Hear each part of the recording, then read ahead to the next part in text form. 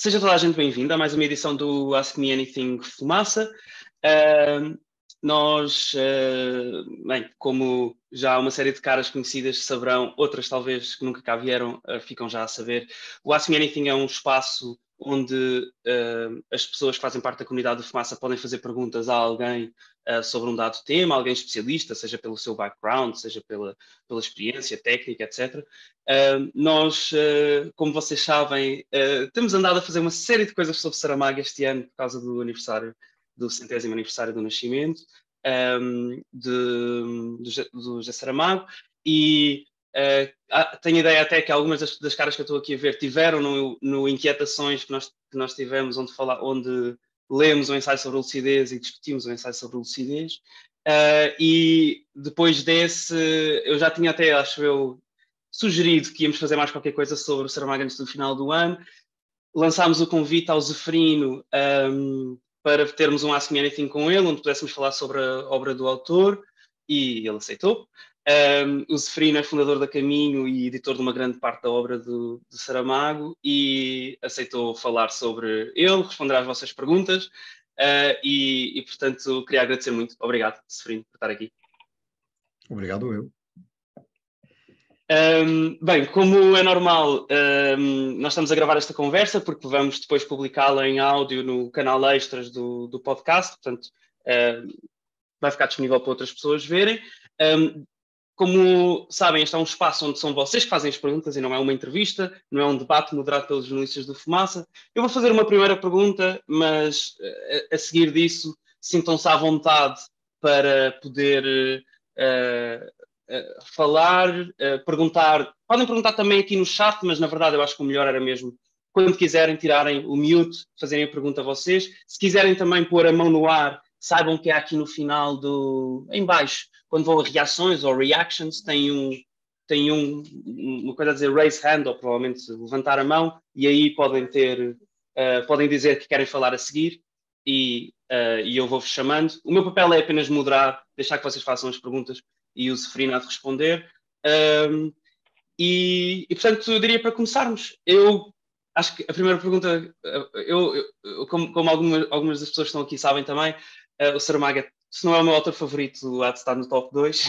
E eu já li todos os livros, todos os romances, pelo menos, de Saramago, alguns várias vezes. Tenho muitas perguntas, obviamente, mas eu gostava, na verdade, começar por perguntar uma coisa, que é como é que o Zeferino conheceu o Saramago, qual foi o primeiro livro que editou dele e como é que foi essa história, não é? Como é que esta relação iniciou, em primeiro lugar? Bom, a primeira vez que eu falei pessoalmente com o Saramago, já o conhecia porque ele era uma pessoa conhecida, né? Como jornalista, como militante político, ele era uma pessoa conhecida. Mas eu conhecia-o de vista, né? A primeira vez que falei com ele, digamos, resultou de um telefonema que ele fez para a Caminho, em 1979. Portanto, trabalhava eu na Caminho há 2 anos, porque comecei a trabalhar lá em 77, e marcámos um encontro com essa telefónica para a publicação de uma peça de teatro que ele tinha escrito, né? e que queria publicar, né? Portanto, a primeira conversa com ele começou aí. Qual é que era a peça de teatro? Chamava-se A Noite, né? E era uma peça, digamos, cuja ação se passava dentro da redação de um jornal, né? Na noite de 24 para 25 de abril de 1974. Né? E era, no fundo, um retrato de como é que tinha sido, na realidade, essa noite, né? Embora, naturalmente, ficcionada. Né? E era uma, digamos... Aliás, acho que começa com a frase qualquer semelhança com a realidade é pura coincidência, não é? Acho que ainda antes de se começar. Sim, portanto, com essa... Ironicamente, talvez. Exatamente, com essa brincadeira. Né? Depois, bom, no fundo, é aquilo que sentimos todos nós, né? Num jornal começou as coisas mais cedo. Estava a ser uma noite tranquila e habitual em que não acontece nada, como era todas as noites no tempo do fascismo, né? E de repente entra aquela coisa para a redação dele, não é? E o jornal transforma-se completamente. nessa noite. Né? Entraram, portanto, sob o controle da censura, saíram, já não havia censura. Né? E na própria estrutura do poder, dentro daquela unidade que é um jornal, tudo se revolucionou. Não é? Todos os trabalhadores passaram a ter uma palavra a dizer acerca da orientação do jornal e da direção do jornal, coisa que era, digamos, na realidade, impensável, né? Antigamente, e hoje até também já é outra vez. Né? Portanto, a peça é isto mesmo, a essência. Evidentemente que tem personagens e tal, assim, o diretor, o jornalista da aula, o chefe da tipografia, tudo isso, todos esses personagens ali se movimentam dentro da peça numa intriga muito bem organizada, muito bem construída e muito bem concatenada. Mas o espírito era esse, era mostrar o que foi o 25 de Abril na redação do jornal. Logo a partir dos primeiros momentos em que a tropa vem para a rua e toma o poder. E nesse momento ele tinha só publicado A Terra do Pecado, não? Como romance, sim, não é? Como romance, sim. Eu tinha publicado poesia, sobretudo poesia, e crónicas que eu escrevia nos jornais, e depois que recolheu em contos também, um livro de contos. Não tinha publicado mais do que isso. Né? Estava já nessa altura, digamos, com esta reflexão, ou eu avanço para a construção de uma obra literária e sou escritor, ou eu não avanço para aí e ficar-me por aqui, como ele costumava dizer, serei, quando muito, uma nota de rodapé nas próximas histórias da literatura portuguesa. Quem gostava de fazer a próxima pergunta?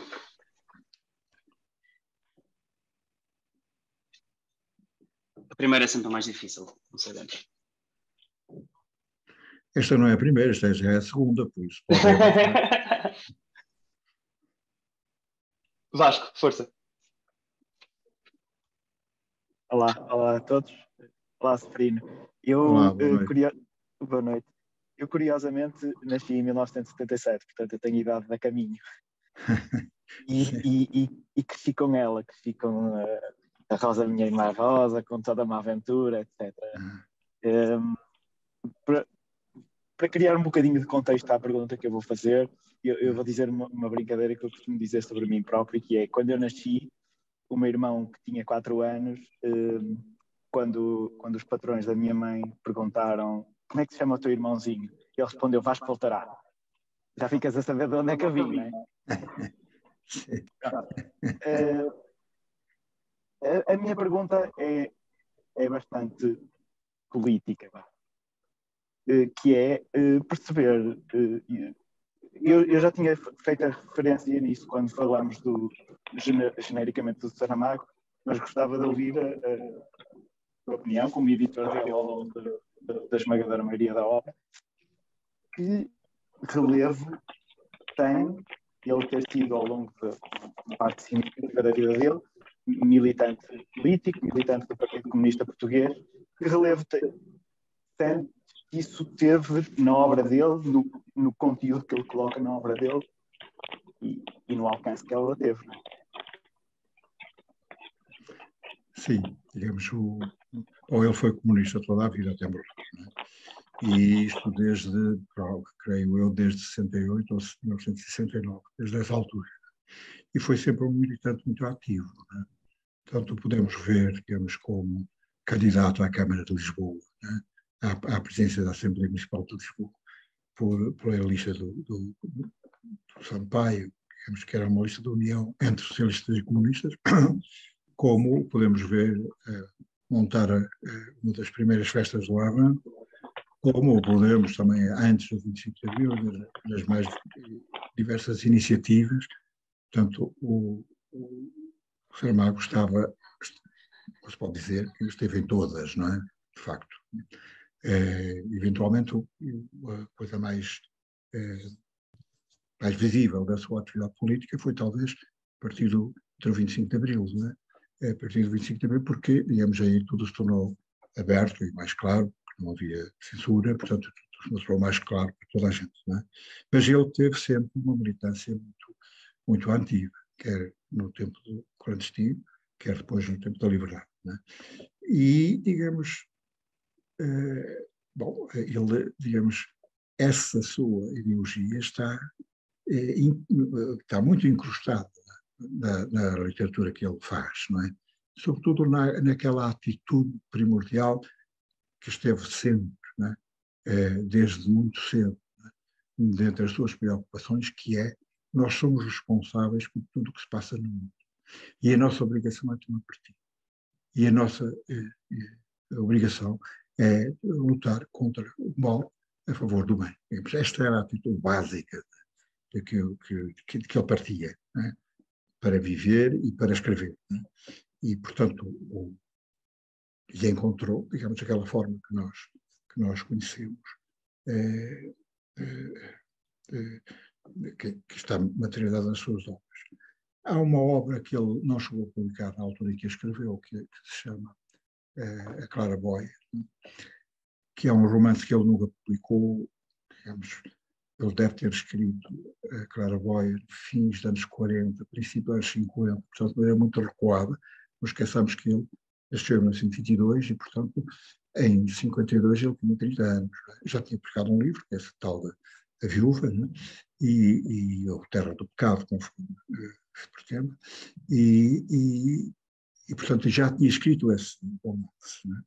Que nunca chegou a publicar. Um amigo aconselhou a mandar o romance para, ou entregou mesmo o romance no Diário Notícias, na editora do Diário Notícias, mas aquilo acabou metido dentro do armazém, esquecido no armazém, portanto só recuperaram já depois do Saramago ter ganho o Prémio Nobel. Encontraram aquilo, né?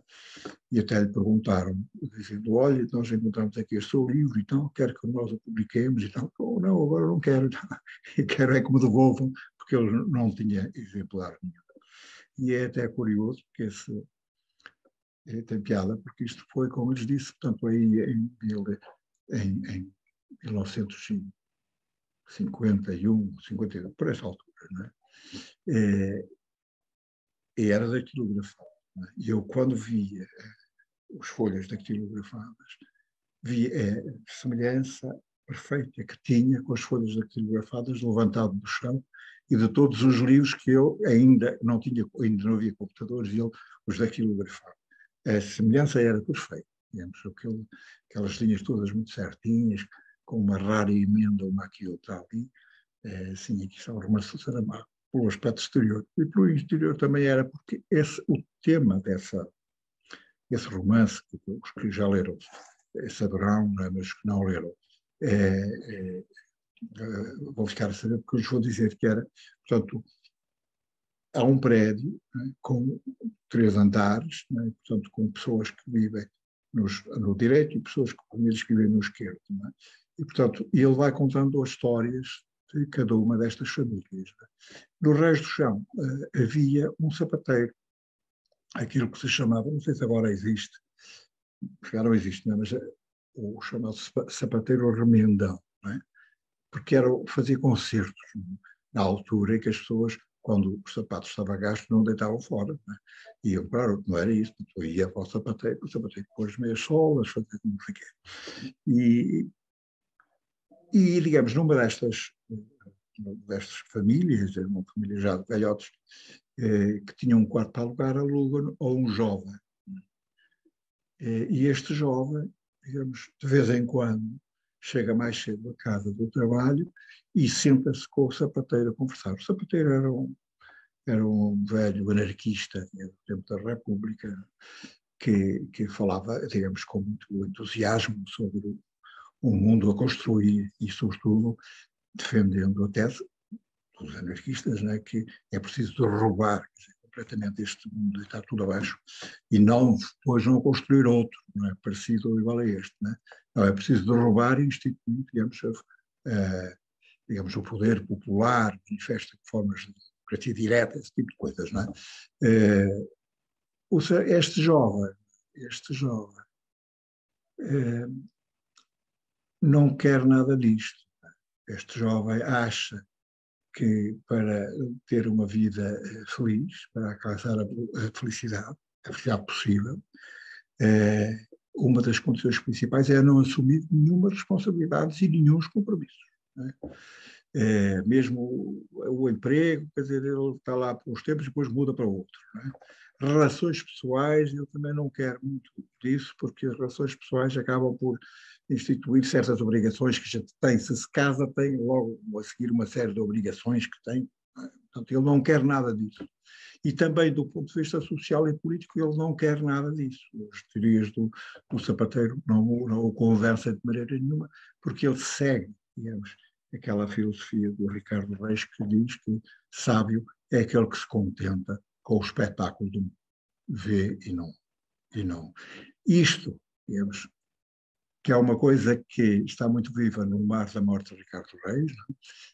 Isto já apareceu pela primeira vez, não na morte de Ricardo Reis, mas num Saramago ainda muito primitivo, exatamente desse romance que se chama A Claraboia, que reapareceu depois, e depois um bocado de pressão minha, acabou por ser publicado quando o Diário de Notícias devolveu esse manuscrito. Não é? Mas, portanto, a atitude do Saramago é esta.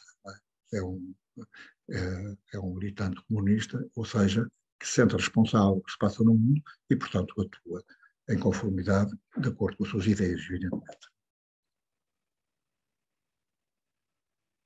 Quem quer ir a seguir? Não sei se respondi à sua questão.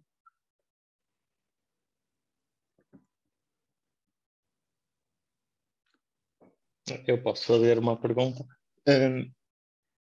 Uma das coisas Força, que se calhar acontece a todos aqui, que é estar a ler um romance, eu só conheço os romances do Saramago, e de repente dar uma gargalhada, porque tem um sentido de humor refinado. No entanto, quando vejo entrevistas ou aquele documentário, está-me a escapar o nome, o Saramago parece estar o tempo José e todo... Pilar? Sim, exatamente esse.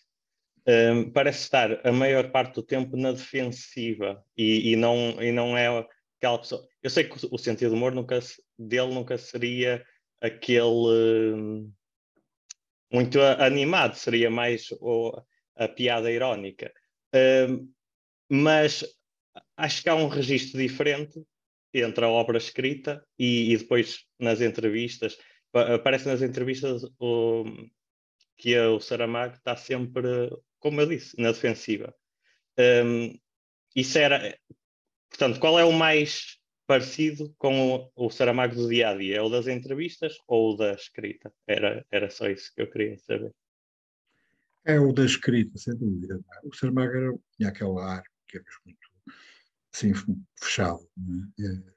Há pessoas que têm esse ar, eu também tenho. Não é? Acontece até com frequência, a minha mulher pergunta se aconteceu alguma coisa, porque eu estou com um ar tão fechado. Eu não aconteceu nada, eu estou com o meu ar normal. Né? E eu também estava sempre assim. E há pessoas assim, olha, o Ramalhianos também é aquela coisa assim, que nós vimos algum dia o Ianes a dar um sorriso. Não quer dizer que ele não seja capaz de o fazer, provavelmente é tanto quanto cada um de nós. Mas quer dizer, tem aquele aspecto. Não é? O Saramago também tinha esse aspecto. Não é? E, digamos, tinha outra coisa ainda. Não é? Quando ele dava entrevistas, não é? E, portanto, quando se exprimia, digamos, ele, como levava tudo na vida muito a sério, quer a escrita, quer todas as coisas do cotidiano, ele levava isso tudo muito a sério. Né? Os seus deveres e tudo isso, tudo muito certinho. Né? Ele admitia pouco que se brincasse com ideias importantes, ideias sérias. Né? Agora, esta é, digamos, a imagem pública do Saramago quando, nessas circunstâncias de ser entrevistado, estar a intervir num comício, fazer uma coisa pública. Né? Em privado, não, ele era um tipo bastante divertido, não é? Muito divertido, muito vivo e com conversa muito viva. Gostava de comer bem, não é? Não resistia a um prato de bacalhau assado. Não é? E, portanto, até havia aqui um restaurante aqui, e havia um restaurante em Lisboa, e que eu já depois de ir para o restaurante, quando chegava, vinha sempre com saudades de ir a esse restaurante, e lá íamos, e ele irritava-se sempre, porque lhe dizia que o cozinheiro do restaurante punha pimenta no bacalhau assado, e ele achava isso um crime, absoluto, não é? Mas também era muito divertido quando nos punhamos então, nos punha a conversar com as pessoas, a brincar com elas, era uma pessoa extremamente simpática e divertida. Portanto, eu admito que sim, que tenho estas duas componentes da sua personalidade tivessem presente numas ou noutras circunstâncias. Sobretudo, e depois que digamos, o humor, quer dizer, não era, como você disse, aliás, não era aquele humor histriónico que está sempre a contar notas disto, daquilo, não era isso. Não é? Era um humor bastante mais requintado e mais fino, não é? que aparece, não é? Com alguma frequência nos livros, não é? Embora alguns tratem de coisas até bastante violentas, mas ele sempre põe assim, um bocadinho, um grão de humor nas coisas que escrevia.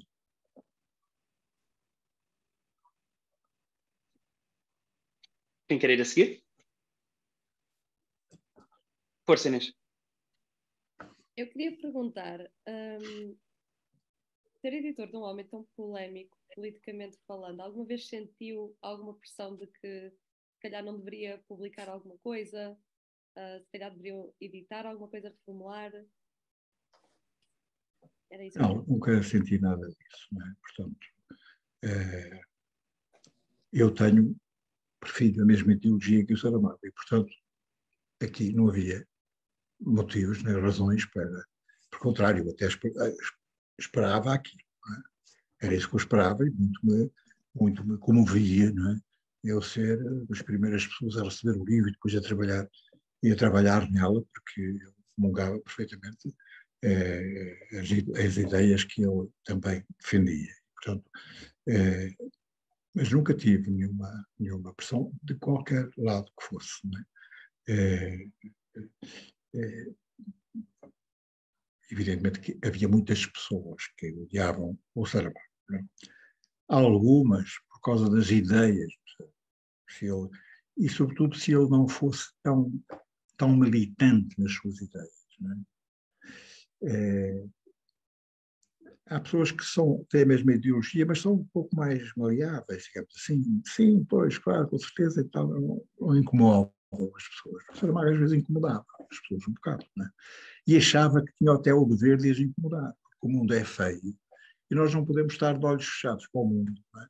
Nós temos que nos incomodar com o que se passa no mundo. Portanto, se não nos incomodamos a nós próprios, o Saramago vem e incomoda-nos, não é? E chama-nos a atenção para aquilo que se está a passar à nossa volta. Não é? E para a responsabilidade que temos nisso. Não é? Agora, digamos, sim, havia outras pessoas que odiavam o Saramago porque o meio literário português, não é uma coisa muito agressiva e, digamos, por vezes o êxito de uns é tomado como um inêxito próprio. Não é? E, portanto, aquilo,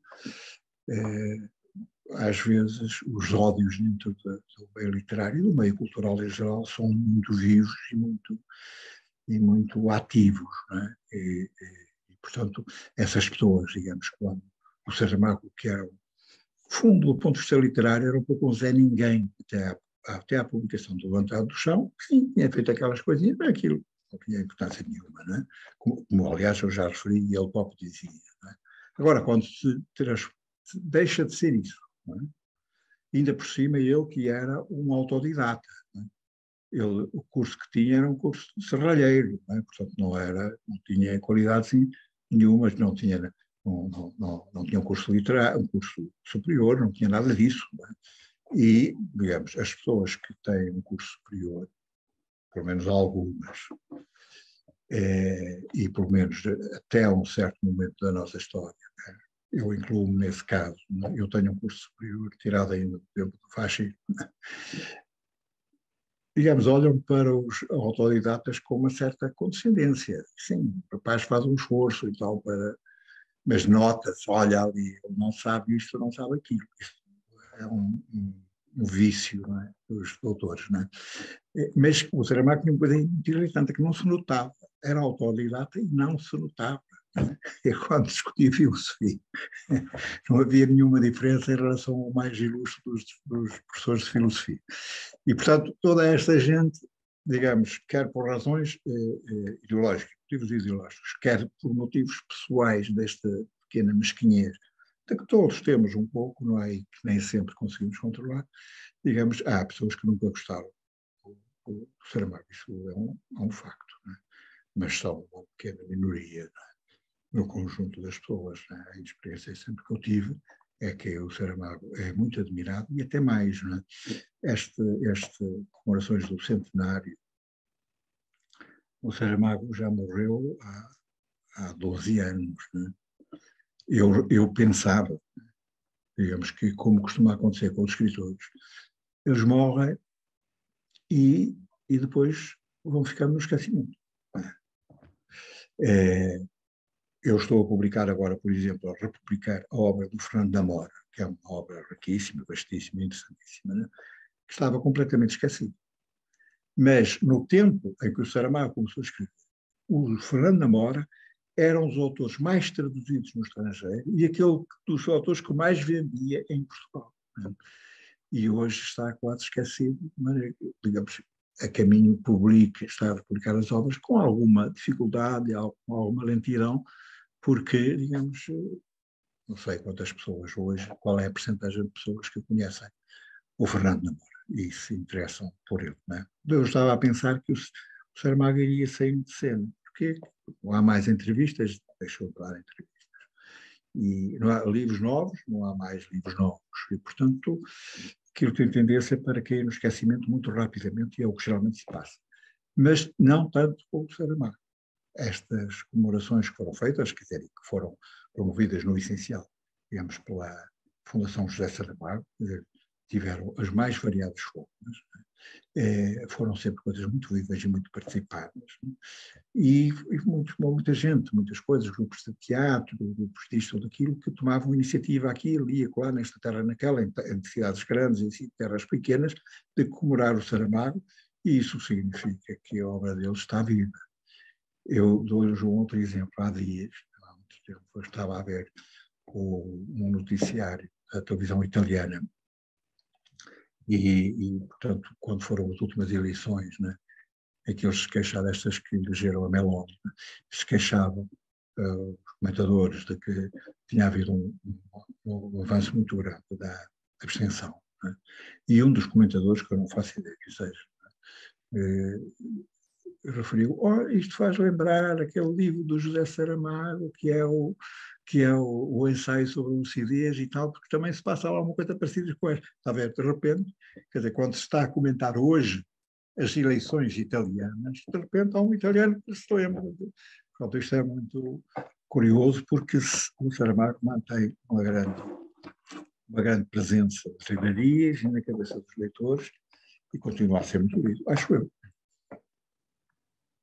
Eu, por acaso, agora lembrei-me de uma outra coisa. Mesmo, eu lembro-me perfeitamente de há uns anos, quando houve aquele problema do combustível nas bombas de gasolina, não haver combustível nas bombas de gasolina, lembrei-me daquele pequeno conto, que não lembro agora o nome. O embargo.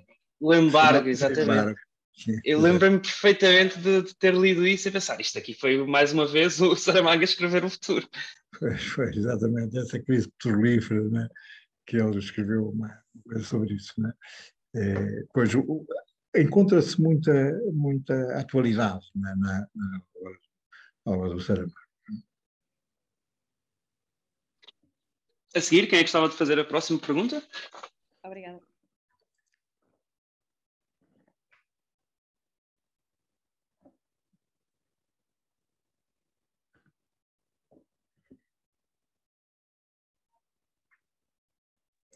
Não há perguntas ou desligaram? Eu não estou a ouvir nada. Não, até agora não houve nenhuma. Alguém quer fazer alguma pergunta? Senão eu vou fazer uma. Eu acho que vou fazer uma. Ricardo, deixa-me desafiar. Vai, Vasco. O Miguel também quer. Ok. Vasco e depois Miguel. Força. Eu tenho uma pequena curiosidade sobre um episódio que eu já ouvi falar e que me é distante e tenho a certeza que o Zeferino está por dentro o suficiente para nos explicar o que é que aconteceu à data. Uma suposta candidatura que era uma candidatura por Portugal e, portanto, era o Secretaria de Estado da Cultura a a fazer uma determinada escolha. E se não estou em erro, a obra que era para ser escolhida do Saramago era o Evangelho segundo Jesus Cristo. E corrija-me se eu estiver errado nisto tudo. Na altura, o secretário de Estado da Cultura era o Sousa Lara e houve uma espécie de uma censura, digamos, uma não escolha de Saramago nesse ano. Sim. Ou seja, eu ouvi falar disto tudo assim, muito pela rama. Já investiguei um bocadinho, mas não confiei muito nas fontes do que é que estava escrito. Então gostava de ter assim uma outra perspectiva do que é que aconteceu nessa época. Sim. Bom, o que se passou nessa altura, né, é que havia um prémio europeu, que suponho que ainda há, né, e esse prémio, digamos, esse prémio era organizado e decorria da seguinte maneira. Cada Estado-membro da União Europeia, digamos, sugeria para ser premiado um livro, um romance do seu país. Né? Cada país mandava com essa sugestão para o júri da União Europeia. Né? O governo, isto é uma coisa delicada para um governo, né? Porque obriga o governo a tomar partido numa coisa destas, e os governos não gostam, e eu percebo porque é que não gostam, né? Porque vão ser atacados de todas as maneiras. Né? Eles já são atacados com motivos reais quando se trata de definir o programa de ação do Ministério da Cultura. Vejam lá, e já isto é um sadilho, né? Já agora tomar partido pelo Saramago ou pelo Lobo Antunes, isto dá polvorosa, e os governos tentam escapar a isto, e o nosso governo, nessa altura, e os governos anteriores, porque já sei, isto foi um governo ainda do Cavaco Silva, portanto, escapava a isto, escapam como? Criando uma comissão, 4, 5 ou 7, que eram pessoas supostamente capazes e independentes, para sugerir ao governo, no meio, fulano ou ciclano, no meio o livro A ou o livro B. E digamos, desta vez, digamos, fizeram isso mesmo. Não é? Esta tal comissão, que eu não sei já por quem é que a constituía, mas era uma coisa composta, digamos, pensando politicamente, uma coisa politicamente correta, digamos assim. E eles esta comissão sugeriu ao governo que apresentasse o romance do Saramago, que era o Evangelho segundo Jesus Cristo. E isto foi para o gabinete do Santana Lopes, do Ministro da Cultura, que era o Santana Lopes, que atirou para o subsecretário da Cultura, que era o António Sousa Lara, que disse: este nunca.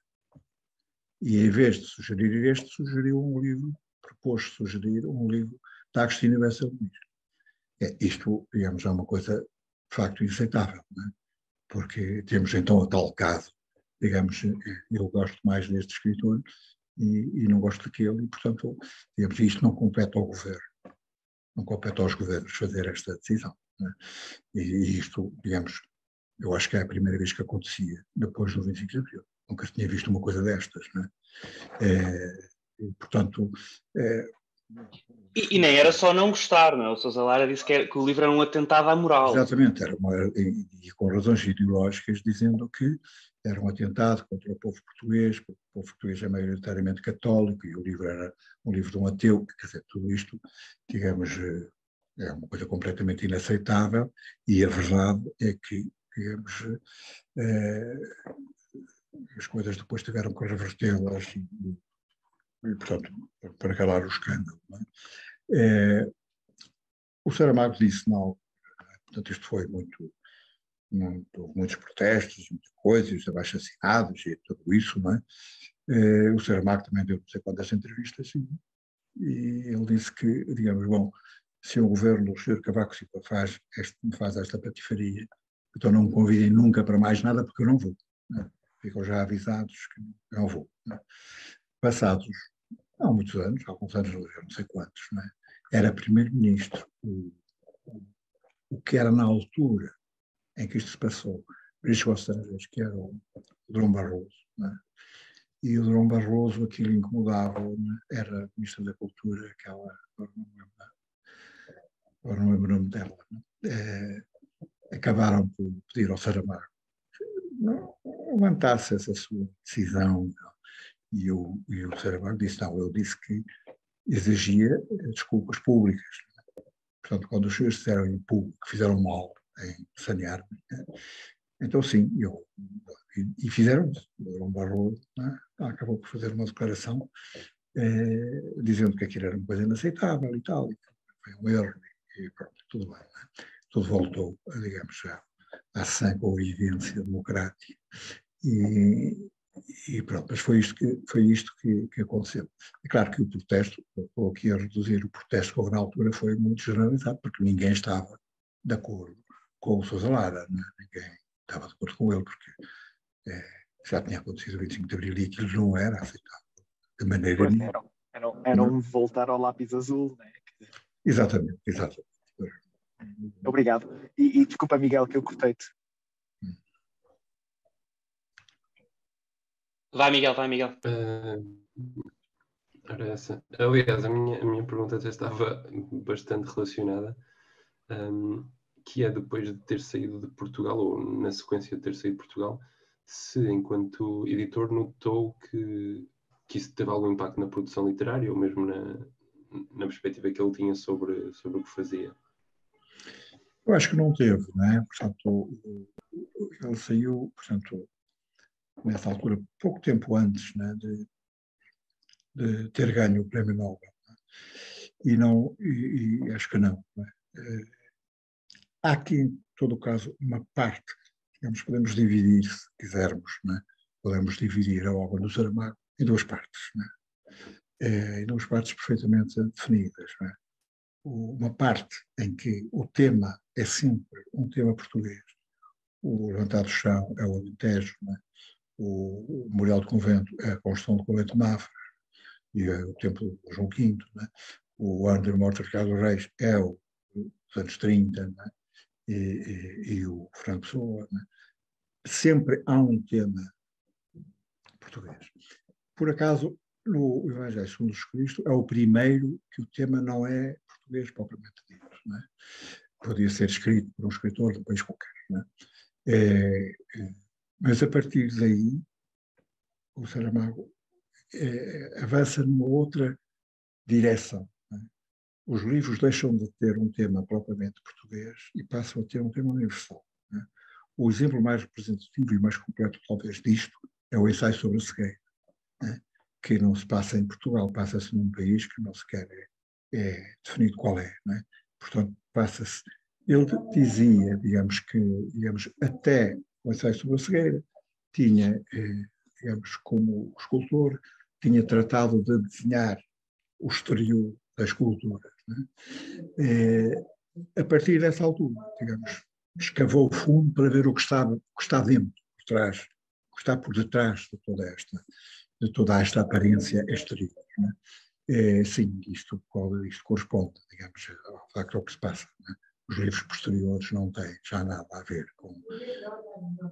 com Portugal e têm tudo a ver com Portugal, não é? Portanto, já não é contar uma história que se passou ali em cima ou ali embaixo. Já não é isso, é outra coisa.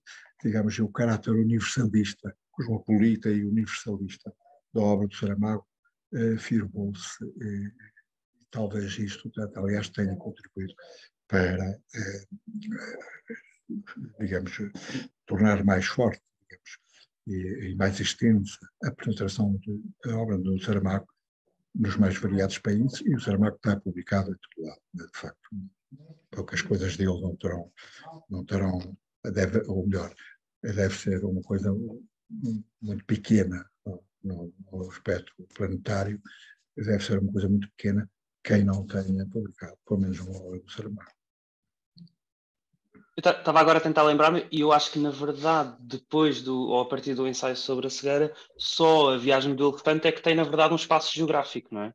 Sim, de alguma maneira, sim. É? Mas mesmo assim, digamos, é uma coisa mais europeia do que propriamente portuguesa. Sim, não é Portugal, não é? Mas tem um espaço geográfico... Começa naquele elefante que veio para aqui para o Manuel e tal, e que depois ele mandou para mandou para a Áustria porque ofereceu ao primo, né? E, portanto, é mais uma coisa, digamos, e o livro é mais sobre elefantes, né? Que é um bicho simpático. Que nós, humanos, que nós somos capazes, das maldades que somos capazes de fazer, até tratamos assim um elefante, né? Até um elefante tratamos desta maneira. Mais perguntas?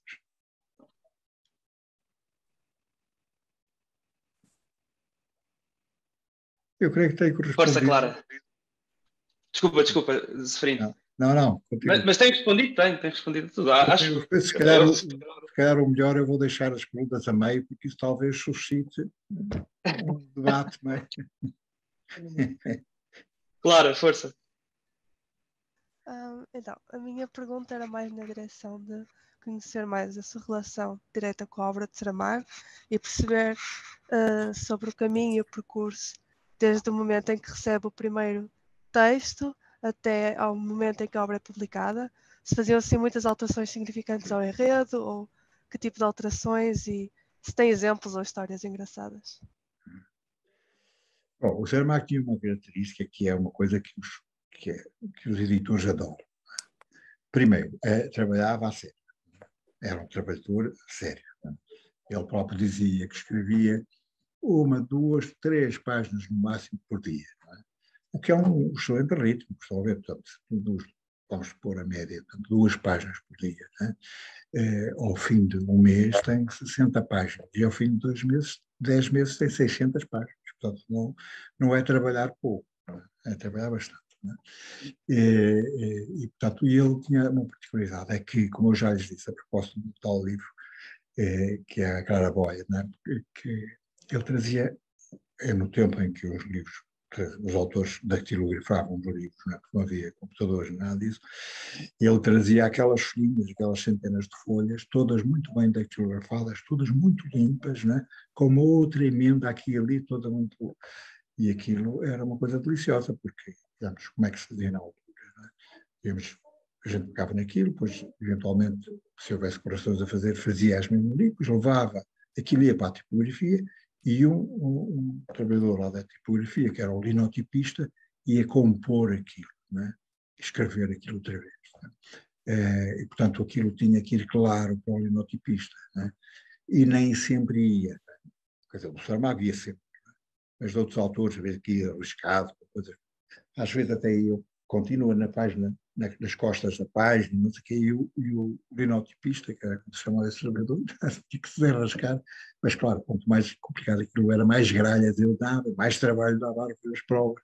O Saramago era uma limpeza, e portanto, ele entregava, e ele tinha outra particularidade, que com frequência chegava aí a janeiro ou fevereiro e dizia, olha, este ano tens livro, conta lá, até ao fim de julho eu entrego o livro.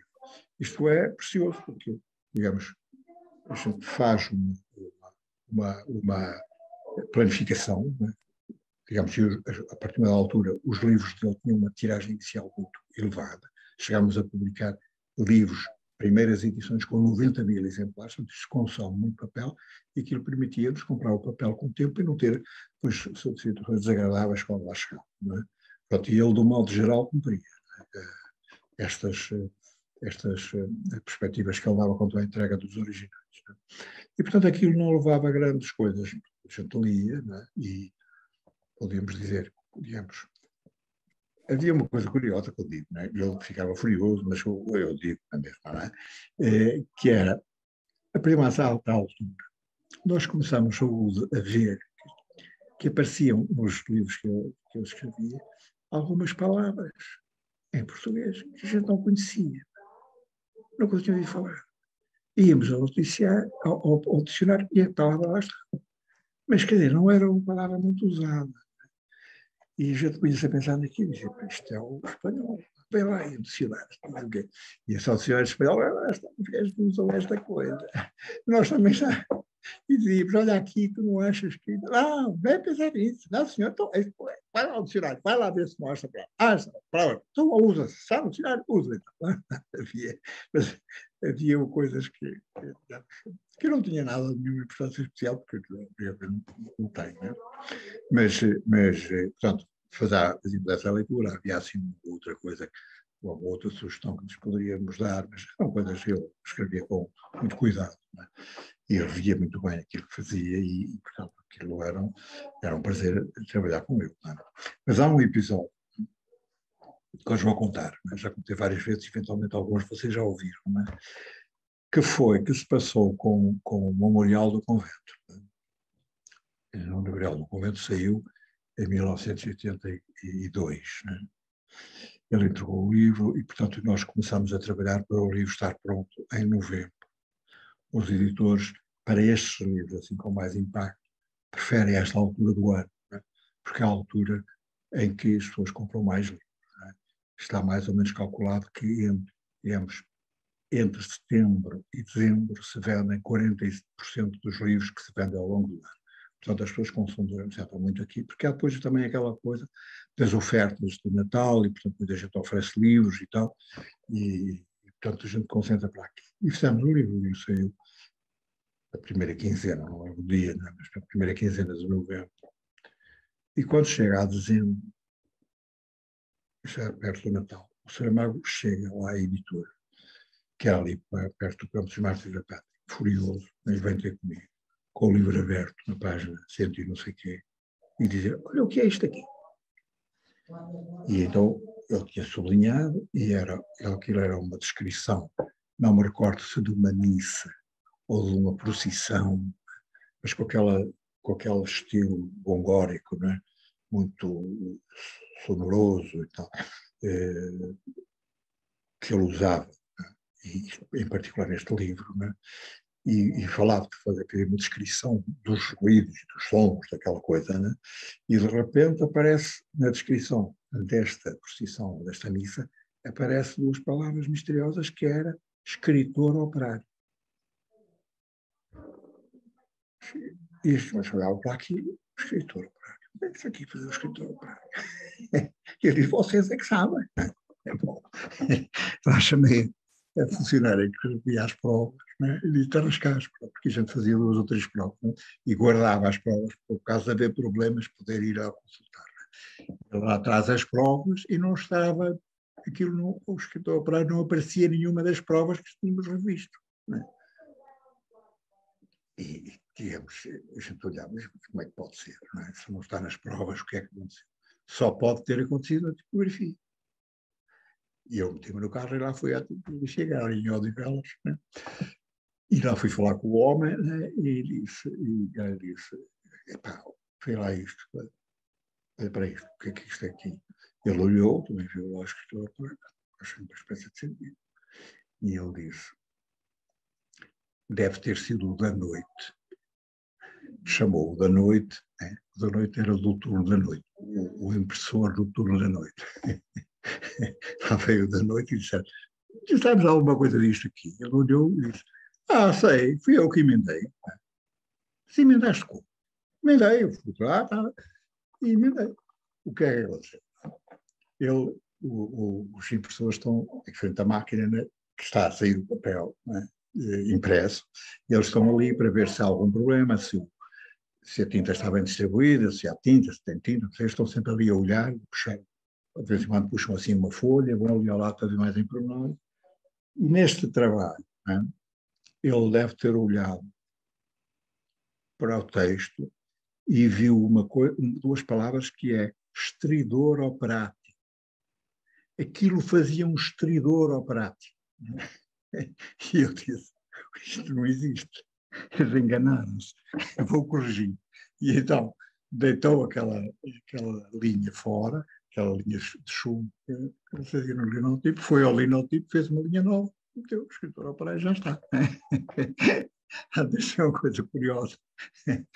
Porque aqui tem, digamos, a prosa do Saramago é uma coisa muito musical, não é? Portanto, a gente tem que apreender a musicalidade do texto até para conseguir ler. Se a gente não capta, digamos, o ritmo, aquela coisa, não consegue ler aquilo.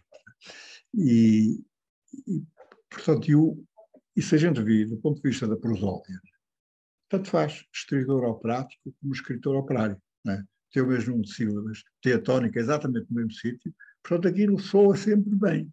E este foi um episódio curioso, depois já, digamos, saiu logo em janeiro, saiu uma nova edição, e, bom, nessa altura corrigimos, mas eu ainda tenho aqui em casa um exemplar dessa primeira edição do escritor operário. E, aliás, eu vi há dias numa alfarrabista, que eu frequento a alfarrabista, num catálogo de uma alfarrabista, a primeira edição do Memorial do Convento é vendida, que estava a ser vendida a 150 euros. Portanto, eu acho que o livreiro já deve ter percebido que daqueles exemplares não há muitos. Não, aqueles exemplares não há muitos. Tá. Muito bem. Próxima pergunta. Quem gostava de fazer? Força, António. Ou Inês. Bem, António. Força aí a seguir, Inês. Primeiro que eu já fiz, sim. Boa noite a todos, antes de mais. Queria só pôr aqui uma malaguetazinha na conversa e tentar perceber se de facto a rivalidade pública entre o Saramago e o Lobo Antunes era mais operática ou operária, se preferir, ou se ela existiu de facto entre eles a um nível não só literário, mas também mais pessoal. Porque em Portugal tínhamos duas falanges, não é? Exatamente.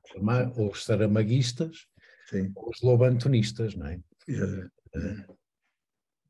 É um bocado picante, eu sei, mas estamos a uma hora, esta hora não, mas coisas picantes. Faz parte da Já realidade. passa das 10 da noite. O que eu sei, né?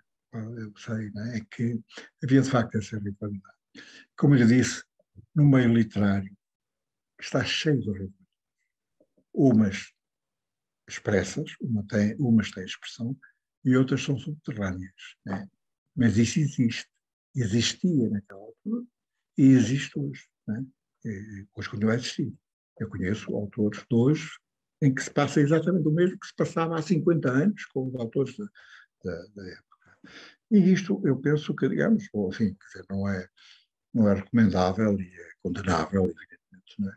Mas, digamos, o que acontece é que, da minha experiência, um escritor, quando escreve um livro e o vai publicar, põe tudo no livro.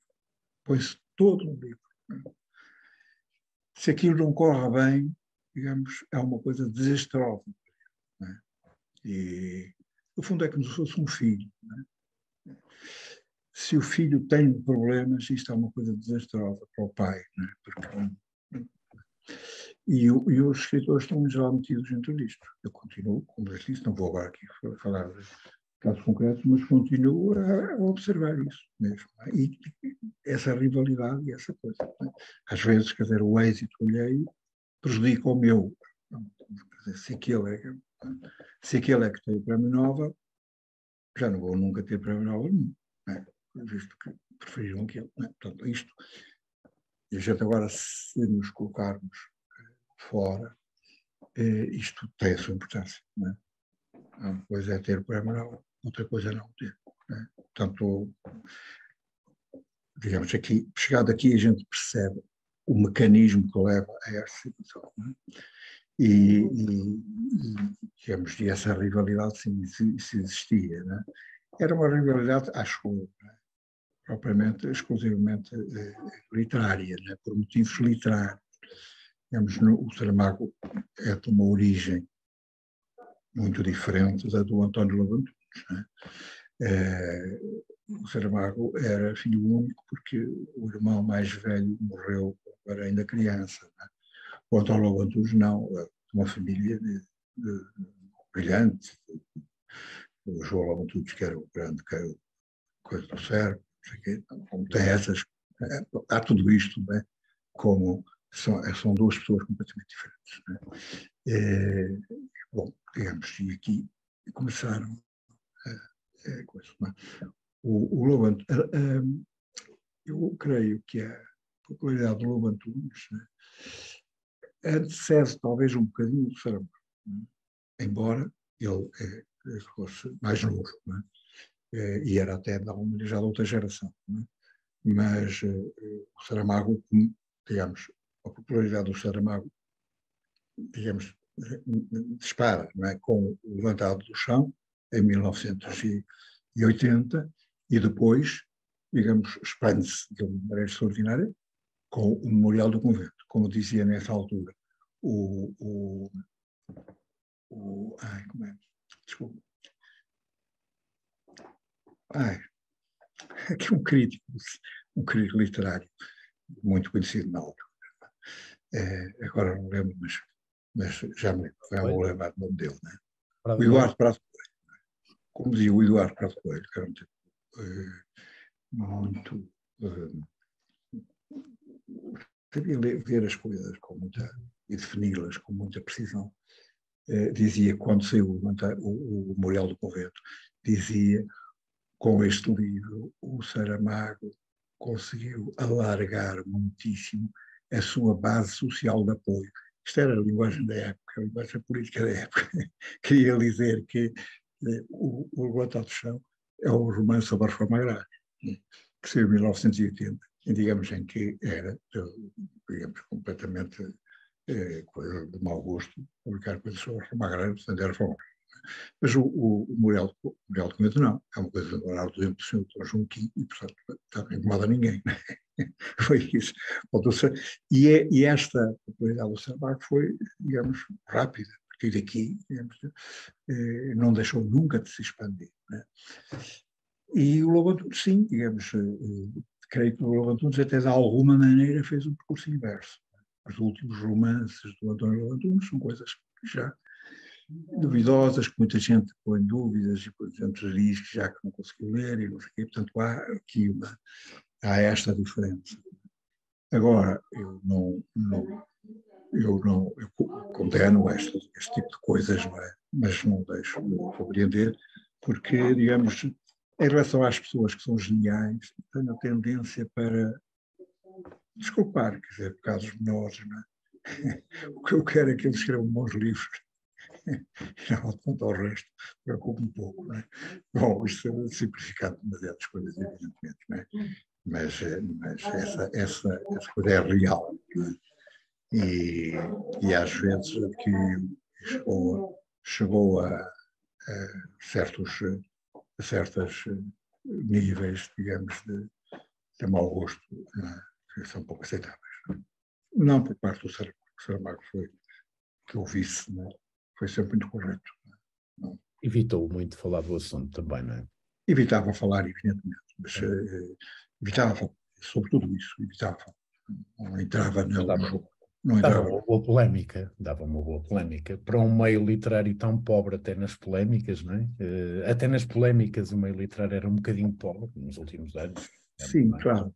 Claro, mas as polémicas... Tinha aquela que alimentava o nosso sonho enquanto leitores de que pudesse dar um folhetim, digamos assim, não é? Portanto, não, isso dava, eu não sei se não dava um folhetim de mau gosto. Quer dizer, poderia roçar o mau gosto em alguns aspectos, mas duas mentes daquele calibre. Eu acho que poderia dar um folhetim de grande qualidade. Eu percebo o que está a dizer e eu acho que está a perceber aquilo que eu estou a dizer. Não é? Estou perfeitamente. O que tu querias era voltar aos tempos do Orfeu, não é? Isso era o que tu querias. Era um bocadinho, não é? Por exemplo, hoje é uma delícia a gente ler as polémicas do Camilo, não é? Portanto, é uma coisa deliciosa, não é? E até algumas doecem, embora as do Camilo... Não estou a dizer que fossem para o chiado à bengalada, não é? Não quero chegar tão longe, não é? Mas agora deixa-me só fazer só um pequeno comentário, que é o erro, entre aspas, do editor da noite, não é? Da gráfica, que não era um erro, não é? Porque conscientemente ele estava correto. Porque se fosse escritor burguês é que era um erro, não é? Sim. O Saramago era literalmente o escritor operário. Claro, mas eu não tenho aqui à mão, senão eu li-lhes a frase. Não, mas não é, quer dizer, porque o escritor burguês é que podia ser insultuoso. O escritor operário não, era uma espécie de homenagem subconsciente ao... Deve ter sido, sim, deve ter sido. Sim. só pode ser escritor operário. Obrigado. Com este autor só pode ser escritor operário. Obrigado. Inês, força. Se calhar a minha pergunta é um bocado da mechas, mas eu gostava de perguntar se podia partilhar uma memória boa que tem com o Saramago, o que é que aprendeu com ele e se pudesse dizer alguma coisa agora, o que é que diria? O que eu aprendi com ele, digamos, não foi bem uma lição, porque eu já sabia, né? Mas há uma coisa que eu aprendi olhando para ele, ou melhor, que eu já sabia, mas que confirmei olhando para ele, né? Há uma coisa essencial no comportamento de um homem que nunca deve ser respeitado, que é a verticalidade. E eu vi o Saramago em situações, às vezes, difíceis, não é? Nunca abandonou esta posição. Não é? Nunca abandonou. Tanto numa conversa com os escritores em Itália, que eu assisti, como em Estocolmo, quando foi a entrega do Prémio Nobel, diante dos reis da Suécia e daquela gente toda, né? O discurso fez sobre os direitos do homem, o aniversário da Declaração Universal dos Direitos do Homem. O Saramago era sempre igual a si próprio, né? Nunca se dobrava, né? Nunca vergava, né? Para usarmos aquela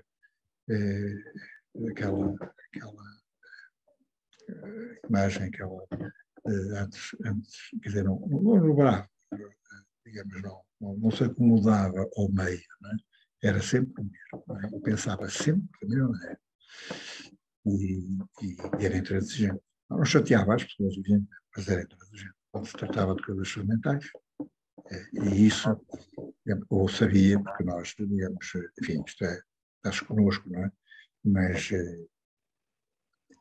o facto de ter visto isto em ação, né, mostrou-me que sim, que digamos, é assim que se deve viver. O resto não vale a pena. Obrigada. Era isto que estava à espera? Era? Não estava à espera de nada, eu só queria ouvir a resposta. Hélder, força. Há uma coisa que a minha professora do secundário dizia que eu nunca consegui verificar, vou aproveitar agora para saber se é verdade ou não. Ela dizia que o Saramago, em entrevista, disse que os gregos e os romanos que já tinham contado todas as histórias e que agora o ofício do escritor era apenas tentar contá-las de outra maneira. Eu queria saber primeiro se tem conhecimento dele pensar isso ou de dizer isso a miúdo e se concorda, porque a mim parece-me que das histórias mais originais, o que o Saramago era dos escritores mais originais a criar histórias, pelo menos os que eu conheço. Ou o ensaio sobre a lucidez, ou as intermitências da morte, ou o ensaio sobre a cegueira, parecem-me ideias bastante originais. Pronto, e era isso. Se ele de facto dizia isso, e se o Zeferino, em certa medida, concorda ou não. O Saramago dizia isso e há muita gente que diz o mesmo, exatamente, não é? E na realidade, digamos, embora aquilo que nós conhecemos dos clássicos gregos e romanos, particularmente os gregos, seja uma pequena coisa, uma pequena quantidade de tudo aquilo que eles produziram, está mais ou menos calculado, por exemplo, que nós conhecemos de toda a literatura e todo o pensamento grego, nós conhecemos qualquer coisa entre 7% e 10%. Eu acho que perdeu-se. Grandes pensadores gregos, nós, que escreveram obras importantíssimas, nós conhecemos apenas fragmentos. E 7 ou 8 fragmentos de obras. Portanto, não conhecemos mais nada do que isso. E, no entanto, digamos, quando lemos esses clássicos, sobretudo os gregos,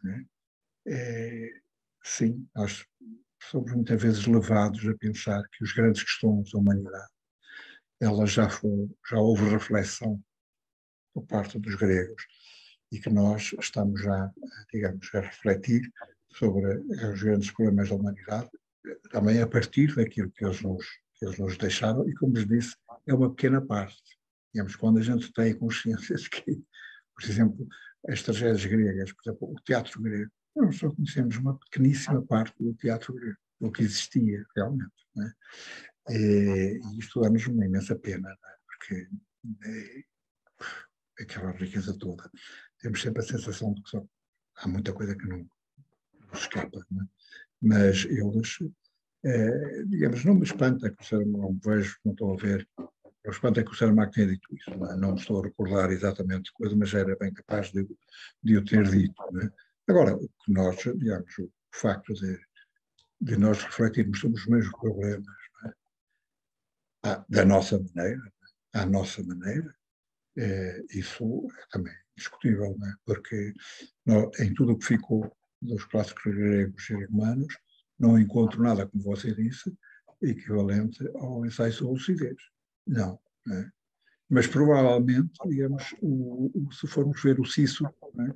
Os textos políticos do Cícero, ou dos grandes historiadores romanos, é? Encontramos lá denúncias de atitudes políticas idênticas àquelas que são denunciadas no ensaio sobre o cegueira. O Saramago fez-o à sua maneira, né? E, digamos, o facto de nós podermos pegar nesses temas, nesses assuntos, e voltar a pensar neles de maneira original, sim, isso é real, e, digamos, isso é que nos justifica a nossa vida, porque senão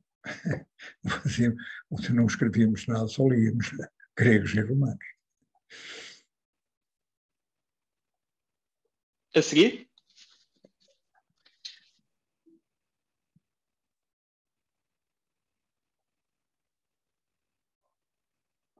Eu gostava de fazer uma pergunta já agora, eu há bocado ia fazer, e que era quando eu li a primeira vez o primeiro livro de Saramago que eu li foi o Ensaio sobre a Cegueira. Devia ter, não sei, talvez 14, 15, não sei, mas foi mais ou menos pela mesma altura onde também se dava e estudava o Memorial do Convento na escola. E eu adorei o Ensaio sobre a Cegueira. Quando li o Memorial do Convento, e principalmente quando li o Memorial do Convento com a professora de português que eu tinha na altura, da qual não quero falar, não consegui ler aquilo até ao fim. Lembro-me até que li resumos e coisas do género para conseguir passar nos testes, fui perguntando a amigos e não sei o quê. E eu fiquei sempre com a sensação, e hoje até eu sou fascinado com o Saramago. Depois, a seguir disso, li todos por ordem cronológica de publicação, pelo menos depois acabou por ser o Claraboia depois, mas eu fui lendo todos por ordem cronológica novamente. E quando falo sobre Saramago, há pessoas da minha geração, mais ou menos da minha idade, pessoas que estudaram na escola mais ou menos pela mesma altura que eu sinto que é muito raro encontrar pessoas que têm o mesmo fascínio que eu e que até experimentaram ler outro livro do Saramago a seguir de terem lido o Memorial do Convento, porque muita gente diz, não gostei, etc. E a verdade é que eu também concordo, para quem não leu assim tantos livros, não tem uma cultura literária muito grande, tem 14, 15, 16 anos, não sei com que idade é que se lê, mas há de ser por volta dessa altura, é um livro duro, denso, difícil. O Zeferino acha que é um bom livro para se dar aos jovens como iniciação à obra de Saramago? Bom, eu acho que o melhor livro de Saramago é o Ensaio sobre a Cegueira. Embora, digamos, os outros têm as suas muitas virtudes, mas eu acho que ali nesse livro o Saramago atingiu, digamos, é o livro, digamos, mais, como é que eu ia dizer, né? mais simples. Ou seja, não quero dizer que ele utilizasse coisas, maneiras mais simplistas de escrever, não. Mas aquilo é o mais depurado. Mais do que simples, é um livro muito mais depurado. Não é? A história desenrola, a história está sempre a ocorrer. Não é? As próprias reflexões que o Saramago, digamos, enquanto narrador vai fazendo, intercala na narração as considerações disto, aquilo, aquilo outro, nestas, aí no Ensaio sobre a Cegueira, elas são muito mais subtis, mais simples. Right? Ele vai contando aquela história e conta até ao fim. Não é? Está muitíssimo bem, digamos, estruturada a história. Não é? desde a primeira página à última página. Né? Começa onde deve começar e termina onde tem que terminar. Né? E portanto, digamos, eu acho que se eu quisesse escolher, né, para uma obra para ser leitura obrigatória no secundário, eu escolheria essa. Né? Bom, depois, digamos, mostra o Saramago em toda a sua dimensão, né? Porque tem uma outra coisa que é fundamental, né? num romance, e particularmente num romance como este, né? Que é aquilo, ao mesmo tempo nós assistimos a duas coisas, a um movimento de massas, que é o dos cegos, né? Que tem um papel muito importante, digamos, porque ali é através desse movimento que o Saramago vai revelando, né, o que foi a história da humanidade, né, ou uma grande parte da história da humanidade, por aí, né, e são milhares, é tudo isso, né, e ao mesmo tempo tem personagens que ele trata individualmente, né, o médico, a mulher do médico, a rapariga, estes diversos personagens, né, que ele combina com este fundo, né, que faz daquilo um romance que é uma espécie de sinfonia perfeita. Há a orquestra, né, eu sou o coro, né, portanto, que são umas dezenas de pessoas a tocar sonorosamente, coisa, né, uma história pesada. Né, e depois já, no meio disto, há uns solistas, né, que vão atuando, né, e digamos, e entre a atuação destes solistas e a atuação da orquestra, daquele conjunto, digamos, está tudo muito bem equilibrado. Nem os solistas se separam da orquestra e o romance deixa de funcionar, né? Nem a orquestra se sobrepõe aos solistas e aquilo deixa de tornar-se uma maçada. Ele conseguiu, digamos, dar este equilíbrio à coisa, né? E parece-me que é também pelo lado da temática do livro, né? O que ele quer mostrar com o livro, com esse livro, é o que foi a história da humanidade. E se nós olharmos para ele, né, digamos, os crimes mais hediondos foram cometidos, né? E é preciso, digamos, expô-los, né, como expô-los à luz, né, para nós olharmos perante aquele espetáculo. Né? Este é o que é o espetáculo do mundo. Né? Quando o Ricardo Reis diz contentemos-nos com observar o espetáculo do mundo é este. Né? E nós percebemos que não, que digamos que nós temos que fazer qualquer coisa. Né? E então, digamos, temos esses personagens muito ricos, né? Com especial destaque para dois. Né? A mulher do médico, né? E uma outra coisa que ele se gravava muito, quando lhe perguntaram uma vez se o que é que você acha, que é das outras coisas que você escreveu, o que é que gostaria que ficasse depois de você morrer, né? E ele disse, eu gostaria que ficasse o Cão das Lágrimas, né? Que é um personagem muito importante nesta e que é, aliás, o único personagem, aliás, falámos sobre isso no nosso clube de discussão, no ensaio sobre a lucidez, é o único personagem, tanto desse como no ensaio sobre a lucidez, que tem nome, que é o Constante, porque nenhum dos outros tem nome. Pois sim, exatamente. Bom, quer dizer, foi o Cão Constante no final do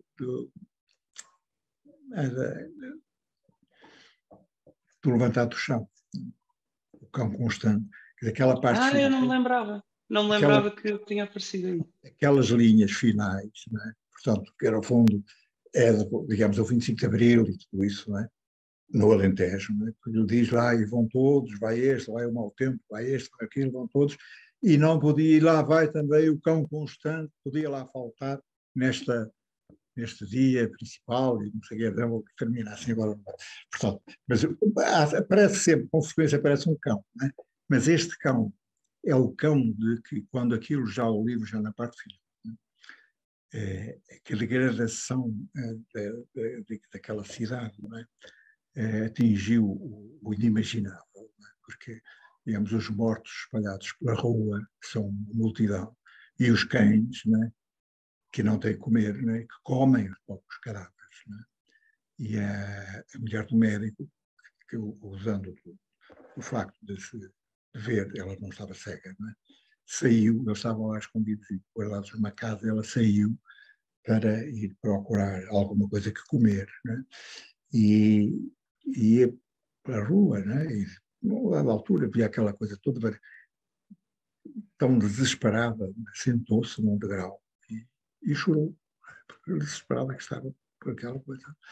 E veio um daqueles cães, né? Um daqueles cães que andava ali, veio para junto dela e limpou-lhe as lágrimas, lambeu, limpando-lhe as lágrimas. Né? Esse é o cão das lágrimas, que depois, aliás, depois é importante ligar o ensaio sobre a cegueira com o ensaio sobre a lucidez, porque os mesmos personagens principais do ensaio sobre a cegueira reaparecem no ensaio sobre a lucidez. Né? E aí aparece o outro Saramago. Né? Aí também posso falar, se quiserem, um pouco destes dois livros que fazem...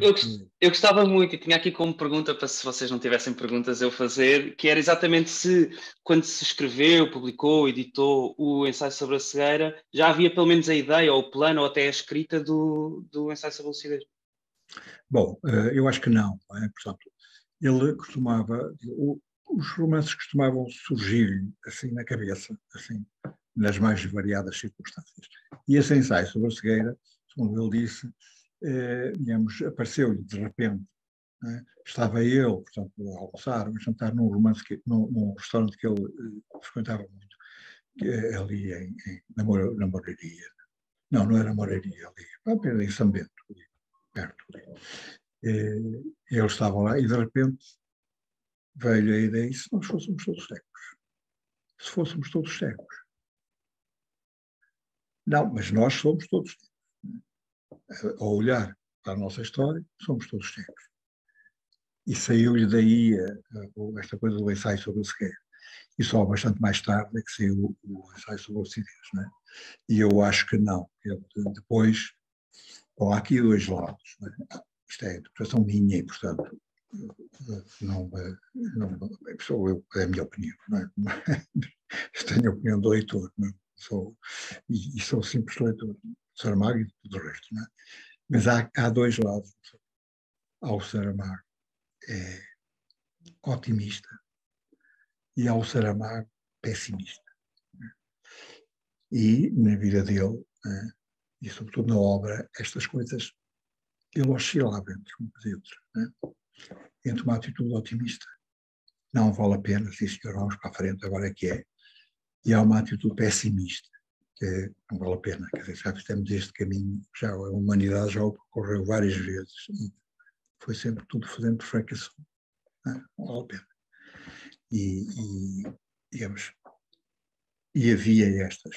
É claro que, no caso dele, o otimismo, de alguma maneira, sempre se sobrepõe. Né? Ele era um homem ativo, né? Assumia responsabilidades, né? Não era incapaz de olhar para uma coisa e não ter uma opinião acerca dela. Né? E, portanto, isto dá origem a um certo otimismo. Né? E como ele se responsabilizava por tudo, sim, digamos, ou se é otimista nesse caso, ou então, digamos, se faz como o Ricardo Reis quer lá saber. Né? Não me interessa nada. Se está a haver uma guerra mundial, quero lá saber da guerra mundial, não quero saber disso. Né? Bom, o Saramago não era isto. Mas, digamos, eu vou-te dizer, digamos, o ensaio sobre a cegueira, há aquela desgraça, do princípio ao fim, né? Das patifarias que um homem é capaz de fazer e a multidão é capaz de fazer e faz, e já fez. Né? Portanto, aquilo não é inventado, tudo aquilo já se passou mais ou menos daquela maneira. Mas depois, no fim, né, portanto, pouco depois desta cena do cão das lágrimas, né, eles estão, digamos, de repente há um deles que começa a ver, começa a ver, né? E olha pela janela lá para o fundo, né, e vê uma mancha verde que era ali no parque que havia ali na cidade. E depois o outro também começa a ver, e depois, digamos, esta peste, né, que era a cegueira, né, desaparece. Né, como agora também se diz que esta pandemia que nós tivemos. coisa que nunca esperámos ter, né? Mas que tivemos. Né? Enfim, está a passar, mas acaba sempre por passar. E, portanto, aqueles personagens todos que sofreram aquilo tudo começam a ver uma esperança lá no fundo. Não é? Portanto, isto vai-se tudo arranjar outra vez, não é? Recuperamos a visão, portanto, tudo isto vai correr bem. É mais ou menos assim que termina o livro, não é? Com coisa. Não, pode correr bem. Há uma altura que vai correr bem. Mas depois o ensaio sobre a lucidez. Né? Estes mesmos personagens vão viver uma outra aventura, que é aquela de, digamos, uma cidade, né, em que há eleições e em que, digamos, a percentagem de pessoas que faltaram à eleição, de abstenções, é uma coisa enorme, que chega à metade do eleitorado, né? De tal maneira que o governo achou que devia fazer novas eleições e fez, né? Novas eleições da cidade. Votos brancos. Não votos exatamente, brancos. votos brancos. Era a epidemia até dos votos brancos. Vou já pensar agora nas eleições italianas que o outro comentou, né? Eram os votos brancos. Né? Bom, acontece, não é?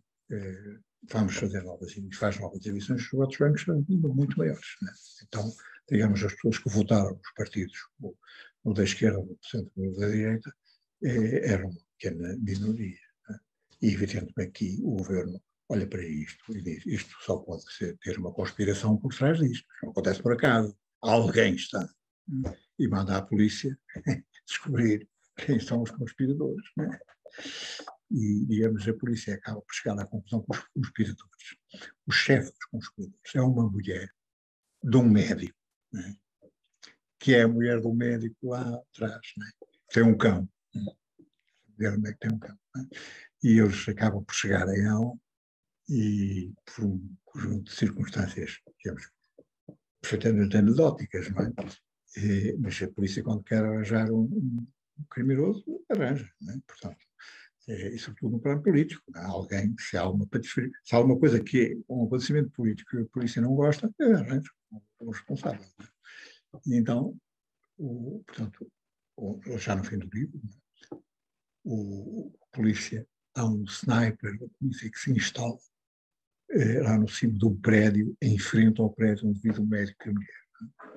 E numa dada altura, o médico, a mulher tinha vindo ao pátio, a casa tinha um pátio, né, para pendurar a roupa para secar. Né? E o sniper aproveita e dispara. Dá um tiro. E a mulher cai e começa a sangrar. Né? O cão que estava lá dentro percebe-se daquilo e vem cá fora, e começa em torno da dona, né? E desesperado começa a uivar. Né?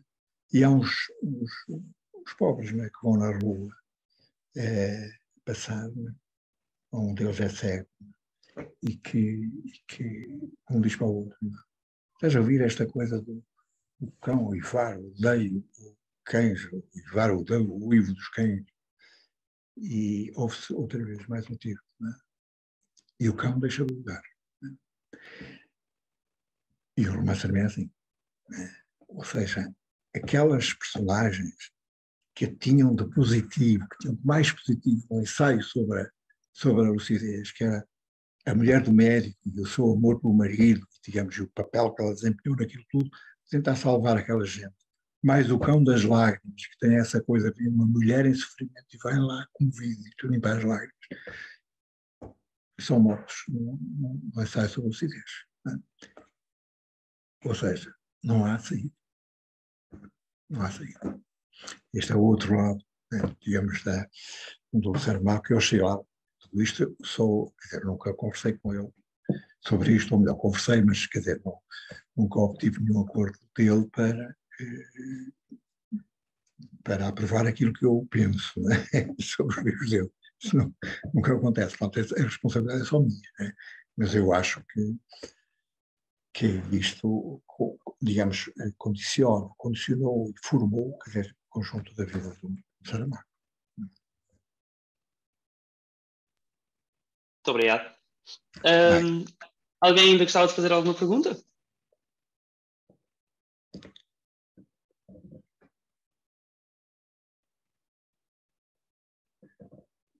Bom. Ok, temos o Vasco. Força. Uma curiosidade especulativa enorme. Se o destino, isso existe, mas se o destino não tivesse levado o Saramago a radicar-se, Não ouvi bem, houve aqui uma... Diga outra vez. Se o destino de alguma forma não tivesse levado o Saramago a radicar-se bem, em Lanzarote, e se tivesse permanecido por Portugal, os cadernos, que cadernos teriam sido? Não os cadernos de Lanzarote, mas que cadernos teriam sido? Não sei, não. A coisa surgiu. Eu, aliás, perguntou a várias pessoas, incluindo a mim, o que é que achávamos se ele escrevesse um diário. Eu achei muito bem, achei ótimo, né? E acho os diários ótimos. E até é muito importante agora do ponto de vista da vida, estudo da obra e tudo isso, porque ele dá muitas informações sobre os livros que está a escrever e o que é que pensava e os dificuldades que estava a ter. Mas os diários dele são muito ricos, não é?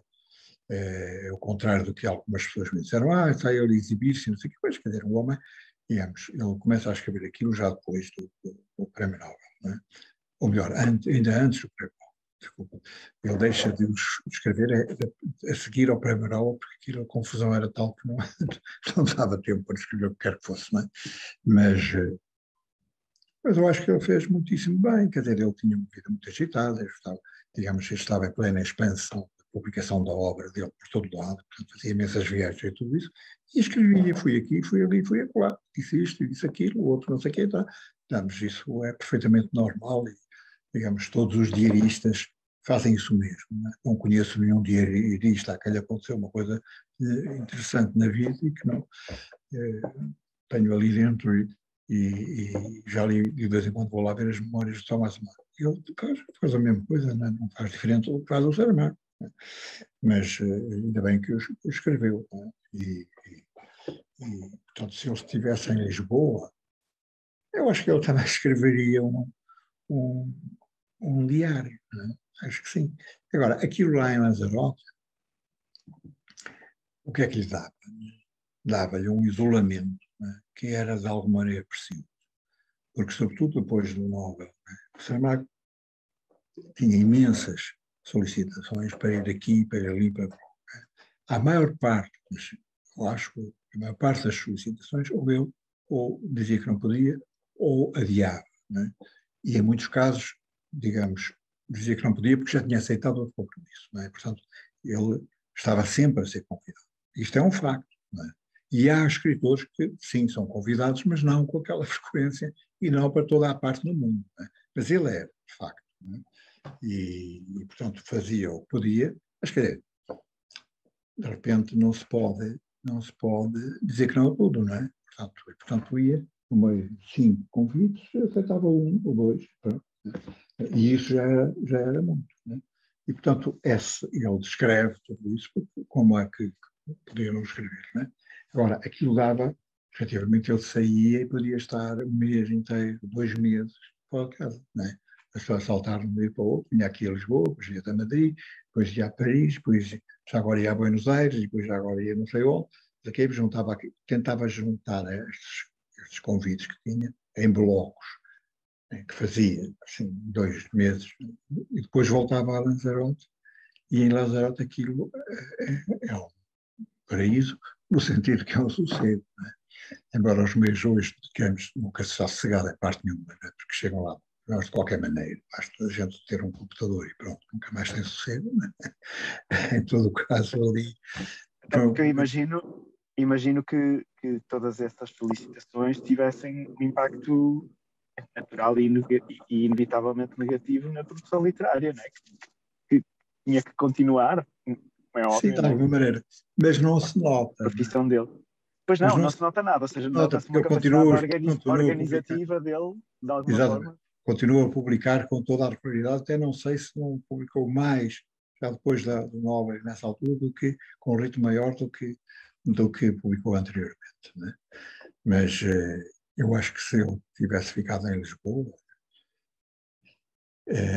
eu acho que a ideia dele não era ficar em Lisboa, não é? Portanto, por exemplo, poderia ir viver para Mafra, por exemplo, chegou a pensar nisso, arranjar uma casa em Mafra e ir para lá, né? Para não estar mesmo aqui, para estar assim um bocadinho afastado, porque senão então aqui era uma coisa Era de ir ali, poder ir acolá, mas não sei onde, e ele tinha dificuldade em dizer que não. Isso é um facto.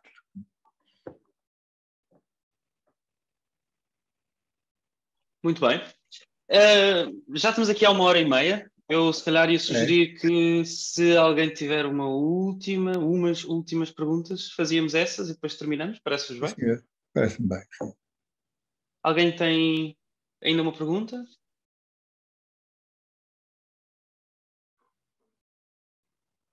Claro, força. Não sei se há assim, algum livro que tenha sido particularmente difícil ou fácil de publicar e se quer partilhar isso. Bom, o Saramago, ele começou a ter êxito com o Levantado do Chão e já tinha, quando o livro saiu, 58 anos. E foi mesmo assim, não é? Portanto, ele vivia, nessa altura, vivia de traduções.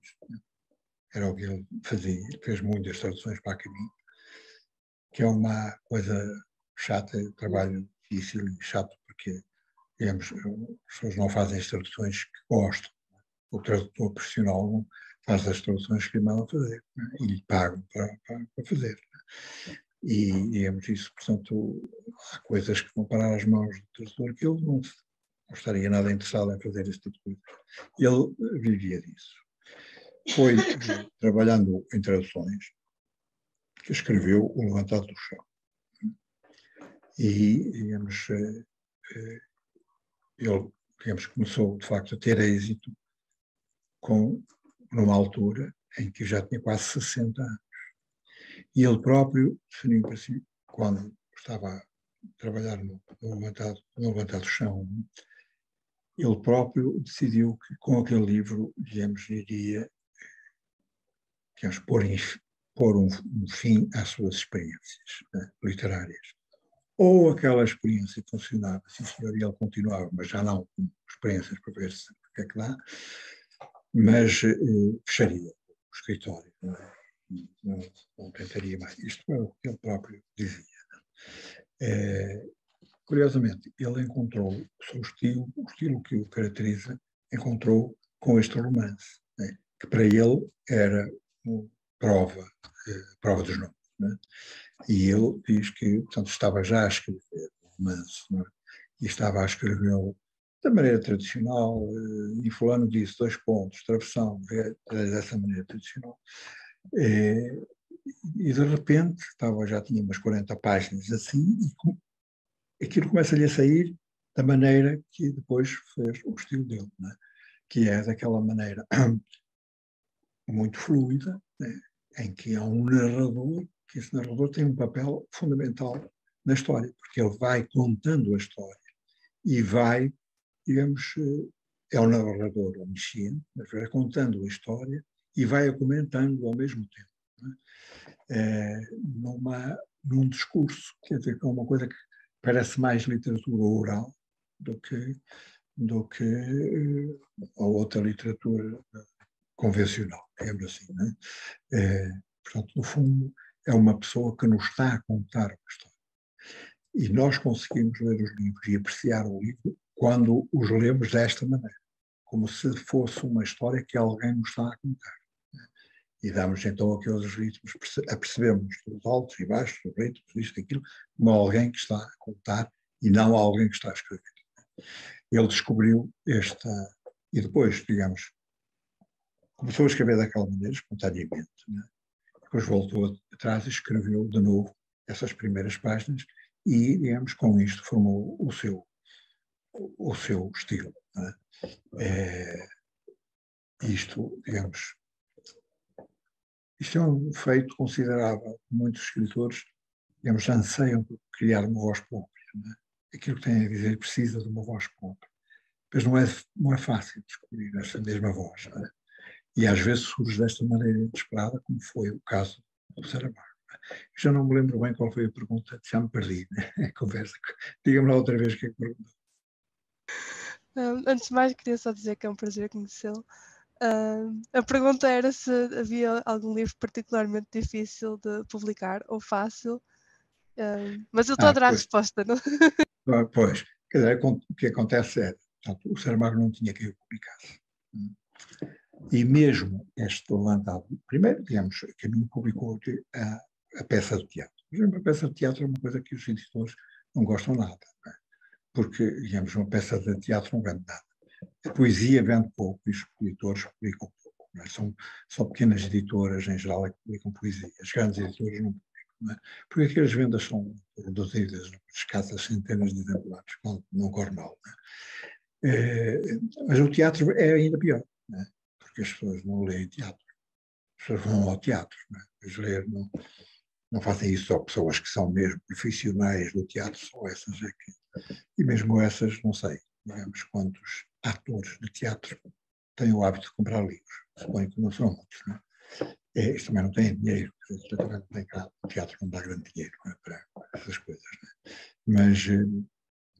Mas, digamos, quando portanto, ele publicou esse na Caminho, mas esse ele foi diretamente à Caminho, porque ele sabia isto, porque ele já tinha sido editor, ele foi editor há alguns anos, né? E conhecia todo este mundo. Né? Mas depois o Levantado do Chão, ele ainda esteve em 2 editoras a propor o livro, ou recusaram o livro. Né? E ele foi então ao Caminho que tinha publicado a peça. Né? Portanto, não era fácil, digamos, naquela altura, não lhe era fácil publicar um livro. Né? Mas acontece que, com o Levantado do Chão teve um imenso êxito. Né? E foi logo, né, também um êxito comercial. Né? E foi um êxito de crítica. Né? Toda a gente, muitos críticos literários, disseram, que revelação, não sei o quê, olha aqui uma coisa realmente nova, não sei o quê, do Saramago, que estava à espera, não sei o quê. Ninguém estava à espera que o Saramago se saísse com aquela coisa. Portanto, também houve este efeito surpresa, né, que ele muito beneficiou, mas ficam tudo à espera, né? E agora, naturalmente, que a editora ficou contentíssima com aquele êxito todo. Né? E ficámos logo à espera do próximo. Né? Durou 2 anos, né? Porque o Muriel começou em 82. Mas, quer dizer, aqui já não havia dificuldade em publicar. Né? E o Muriel do Convento teve ainda mais êxito. A partir daqui, não foi, portanto, não se pode dizer que tenha sido difícil ele publicar, porque nesta fase da sua vida, o primeiro livro teve êxito e os outros foi na sequência. Mas, digamos, ele uma vez mostrou uma carta, não vou dizer os nomes, não vale a pena, não é? Mostrou, essa pessoa já não existe, já morreu, não é? Mostrou-me uma carta de que um editor, outro editor, grande editor, prestigiado, e escreveu, dizendo, olha, mais ou menos isto, olha, consta que a Caminho está com grandes dificuldades, está em risco de falir e tal. Se você quiser passar para aqui, eu recebo com todo o prazer. Isto é o normal. Mas, quer dizer, naquela altura, por exemplo, a certa altura, já ninguém punha de lado a hipótese de vir a publicar o Saramago, mas ele nunca teve uma espécie de hesitações. Né? Ficou ali e nós tratávamos bem, evidentemente. Portanto, criou-se também relações de amizade e tudo isso que depois o prenderam definitivamente ali à Caminho. Como ele tinha sido há uns 10 anos editor, ele foi editor do José Rodrigues Miguel, né? E eu até há uma correspondência dele com o José Rodrigues Miguel que eu publiquei. Né? A Caminho publicou essa correspondência que é muito interessante. Portanto, ele conhecia bem que era uma editora, que é que consistia esse trabalho, os problemas não, que existiam, né? E pronto, depois ele era uma pessoa séria, correta, e, portanto, não tinha nenhuma queixa da Caminho, não tinha motivos de queixa, as coisas corriam bem, né? E pronto. Claro, se vendesse muito pouco, digamos, quando um autor vende pouco, quer dizer, a tendência é para que as relações com o editor se estraguem. Mas no caso dele não era assim. E nós também éramos muito militantes, não é? Portanto, fazíamos e acontecíamos. Então, cheguei a fazer, quando saiu um livro novo, fazer 25 lançamentos. sessões de lançamento aí por todo lado. Ele ia, ganhavam essas coisas. Havia também, na caminha havia também esse espírito de militância. Né? Como eu também era militante, havia esta coisa, a gente andava ali porque gostava, não é? Não é porque não andava a vender livros para vender livros. Ou vender livros era só um pretexto, não é? Era isto. Muito obrigado. Clara, está respondido? Está sim. Bem, a não ser que alguém tenha uma pergunta última que queira fazer, eu diria que acabamos por aqui, já estamos aqui há 1h40, acho que também já é hora de terminar. Muito obrigado, Seferino, obrigado por ter estado aqui, foi muito bom. Acho que temos que pedir uma desculpa coletiva pelos spoilers a toda a gente que não leu os livros, mas eu adorei. E muito obrigado por ter estado aqui, Seferino. Eu é que te agradeço. Não é? E devo agora, se me permite, de repente, como vocês são todas pessoas interessadas neste tipo de assuntos, né? E, portanto, digamos que hoje vou dizer, já sabem, né? Mas, na realidade, um livro é um instrumento realmente extraordinário, né? Porque é uma coisa simples, né? Que existe desde há séculos, né? Muitos séculos, né? E um livro pode ser um mundo de coisas, né? E pode comprar por 15 euros, compra-se um mundo de coisas, né? que é um instrumento extraordinário. Suponho que não há instrumento mais rico do que até porque é aquilo que nos permite, quer dizer, ler e reler e saborear a leitura e tudo isso, não é? Eu acho que é, digamos, dentro das atividades culturais que estão à nossa disposição, é o que oferece maior variedade. A gente entra numa livraria e tem áreas de possibilidades. Não é? Há livros para todos os gostos, há livros para todos os fins. Não é? Quem quiser pegar um livro de cozinha, encontra um livro de cozinha. Quem quiser pegar um livro, encontrar um livro sobre problemas da juventude, que encontra, livros sobre isso. Quem quiser simplesmente encontrar um romance para passar uma tarde do domingo, então, é isso. Às vezes, quer dizer, engana-se, não é? Afinal, este livro não estou a gostar. Sim, claro, acontece, não é? Também nos acontece quando vamos ao cinema, é? E também nos acontece às vezes quando a gente sai à rua para ir fazer uma determinada coisa e tudo aquilo ao contrário. Aconteceu-me hoje a mim. Eu até deixei, eu não devia estar em casa hoje, preciso de ir em casa. E como não contava com isso, deixei o meu computador na editora, estou a usar o computador e o quê? Mas o livro é, de facto, um instrumento extraordinário, uma invenção extraordinária. Portanto, eu aconselho, quando estiverem assim mais desanimados das coisas, escolham um livro para ver que aquilo passa. Bom, sim, e se for do Saramago até vão rir e portanto, exatamente. E está livros para tudo, tem de todos os gostos, e é perfeitamente admissível, porque às vezes há uma certa ideia de que é uma coisa como a música clássica. Há uma certa ideia que a gente tem que gostar de tudo. Né? Se não gostar de tudo é porque não percebe. Né? E, portanto, a gente é obrigado a gostar de tudo. Agora não é assim. Né? Há música clássica boa e música clássica má, assim como há livros bons e livros maus. Há livros bons para mim e livros maus para si, e que não são bons para si.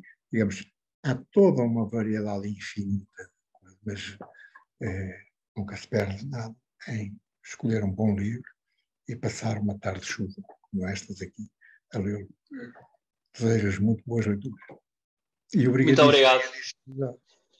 Obrigado. E, bem, foi mais uma edição do Ask Me Anything de Fumaça. Muito obrigado por terem estado aqui este tempo todo e até já. Boa noite. Obrigada. Boa noite a todos.